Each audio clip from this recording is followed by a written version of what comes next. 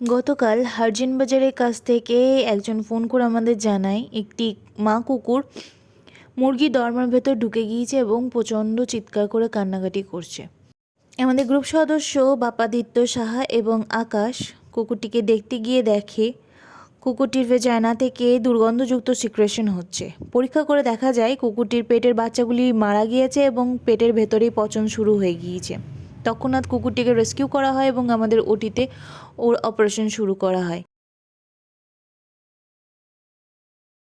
ওর শারীরিক অবস্থা দেখে বোঝা যায় এই ঘটনাটি বেশ কিছুদিন আগের।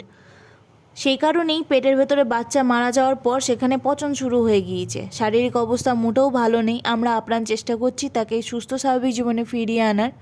অপারেশনের পরের আফটার ট্রিটমেন্ট বেশ ব্যয়বহুল। আপনাদের কাছে অনুরোধ, আমাদের আর্থিকভাবে সাহায্য করুন যেন কুকুরটিকে সুস্থ স্বাভাবিক জীবনে ফিরিয়ে আনতে পারি। কুকুরটিকে বর্তমানে আমি আমার ঘরেই রেখেছি। প্রার্থনা করবেন ও যেন সুস্থ হয়ে যায়।